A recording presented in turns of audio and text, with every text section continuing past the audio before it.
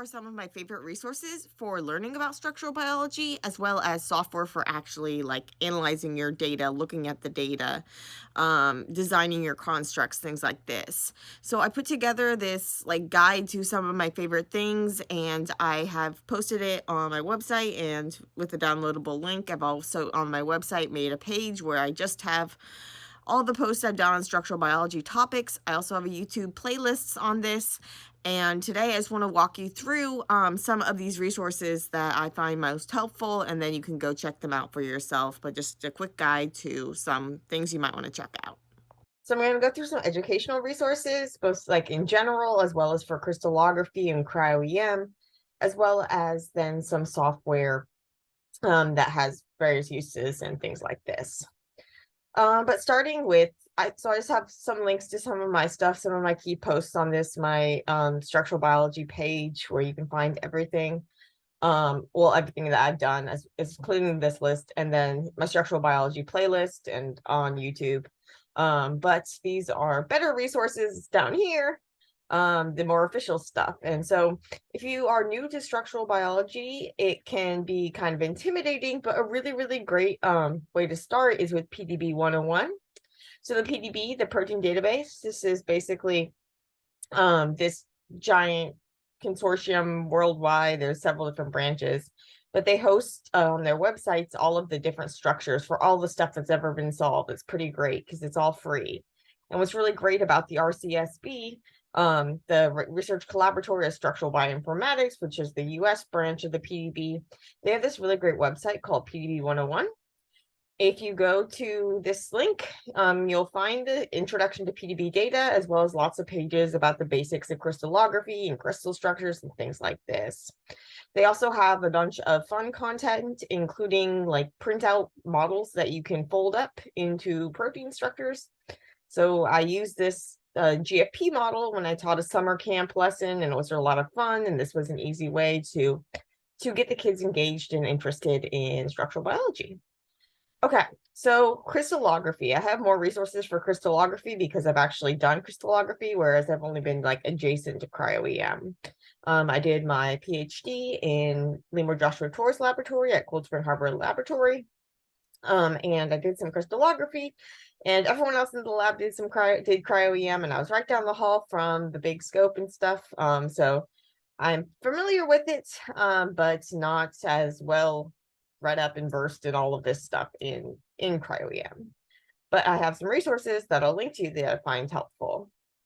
But for crystallography, some of my favorite resources in terms of like books: Introduction to Macromolecular Crystallography by Alexander McPherson. Excellent book.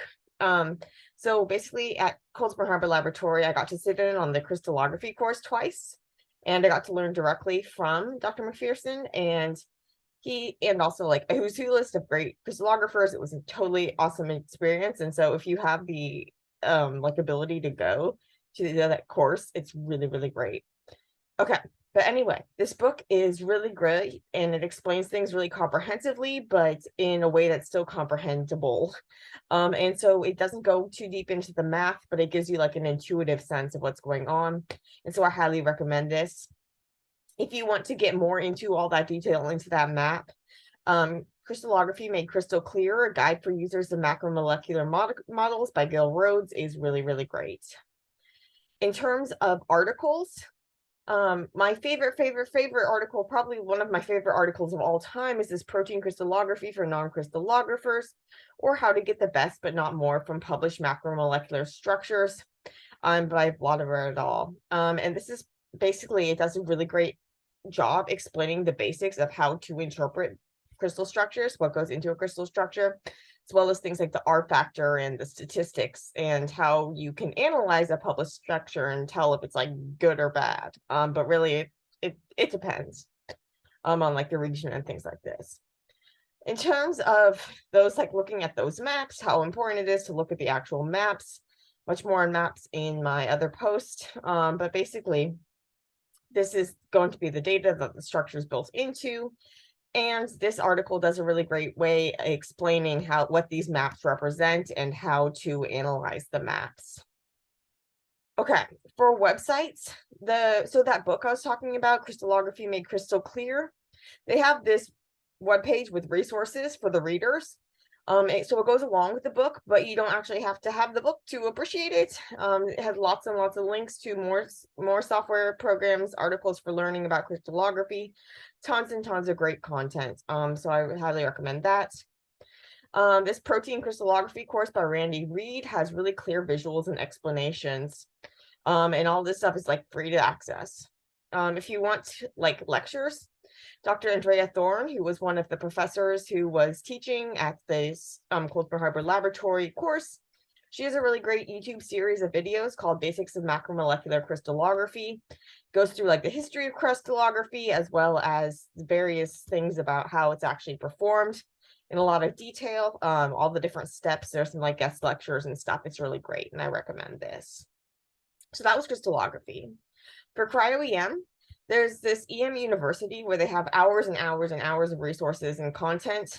So it's basically a free course without hands-on things, with lectures by Professor Grant Jensen from Caltech, and his lectures are also on YouTube, and so there'll be linked to them below as well. But yeah, so this course, tons and tons of content.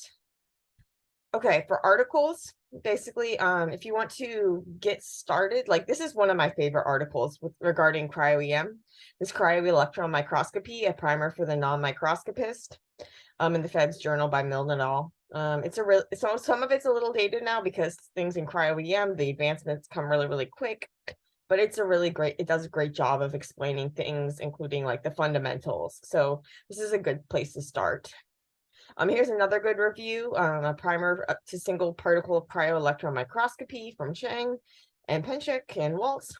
So this one's 2015, so still a little dated, but another great review.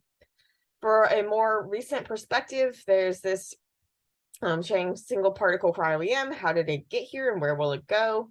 This is just like a historical perspective piece. Then if we want to more recent things and more technical things, we get into Limicus challenges and opportunities in cryo-EM single particle analysis, current limitations to high resolution structure determination by single particle cryo-EM. This one's really great, and helps explain like why can't we get lower in resolution, at least not yet. Then Becker's et al. Structural interpretation of cryo-EM reconstructions. This one's really, really great, and helps you kind of explain the maps and things. Another one explaining the maps is this cryo-EM maps are full of potential. So basically the maps, you see maps, you work with maps in both crystallography and cryo-EM, but they're different types of maps. So they look a lot similar, but the crystallography, it's actually like an electron density map, whereas with cryo-EM, it's a Coulomb potential map. And so this kind of goes over what that means, as well as the differences between, so basically the differences between cryo-EM and crystallography data and how to interpret the maps. This one, the structural interpretation of cryo-EM image reconstructions, I should add to this. This does a really great job of these do a really great job of kind of understanding how the resolution is determined and things like this. In terms of lectures, I have that Getting Started in Cryo-EM, that Grant Jensen series of videos. So in addition to being in that course, there's also a YouTube playlist, so hours and hours of videos. And again, this gets really deep into the details. For more of a just overview introduction, Single Particle Cryo-EM by Yifan Chang, on iBiology, and it's also on YouTube as well. Okay, so those were learning. Now let's talk about actually doing. So software, although we talked about PDB as like a learning resource before, it's also where all those structures are deposited, and it's basically you're going to use it a lot if you're a structural biology. This is how you can access structures, and then hopefully if you have your own structure someday, it'll be uploaded on there so other people can access it. SB Grid, it's this consortium that labs can like pay into. Basically, it provides all the structural biology software and keeps it updated and things like this, so you don't have to worry about that. But even if your lab is not a part of it, they have weekly lectures that are free to watch on YouTube, and they often have talks by software developers. They had a really cool talk with Chimera X's augmented reality features that I did a little piece on. In terms of Well, Chimera X is one of the things I was going to talk about next, which is for visualizing and making the graphics of these structures. So there's two main tools for all those pretty little protein cartoon ribbons and things like this that you might see. Chimera X and Pymol. So Chimera X is fully free for academic use. Pymol has a free version with slightly limited functionality, and academic labs often have license for the full thing. So if you're in a structural biology lab, you'll probably have access to the full thing. And so just talk with your lab. So here are links to Chimera X and Pymol. So I'm more familiar with Pymol. That's what I use most of the time. And I have some posts on it and stuff, as well as they have a wiki with really great tutorials. Chimera X's has a wiki with good tutorials as well. I don't know if it's a wiki, but they have a lot of good tutorials as well. So those are when you want to make like pictures, but when you're actually like building the model, constructing it based on those maps, you need to use some heavier duty software. And so basically there's several main programs, and there's also other programs like CCP4 and stuff. Basically it's going to depend on like your preferences and what you're like most comfortable with, as well as some of the software can do things that others can't. I typically use the most Phoenix, which I use for like phasing and model building and automated refinement. If those the words don't make sense to you, read the background or check out the background on crystallography. They have some great tutorials on YouTube as well. Coot, this is what I use for manual refinement. So I did like the automated stuff with Phoenix and then manually adjusted things in Coot. So when you're in Coot, it looks kind of like Pymol in that you're playing along with the structure, but you're actually like moving things around typically. This is a really great cheat sheet for the different like hot codes and things for using Coot. So those are integrated with each other along with Molprobity. So Molprobity is going to tell you about like the geometry and whether you have clashes and whether you have weird bond angles. It's developed by Jane Richardson and her husband. And Jane Richardson is also who did develop the whole like ribbon model for displaying proteins. She's really, really awesome. I got to meet her a couple times and she's like one of my heroes. So I have like, if you want to learn more about her there. Okay.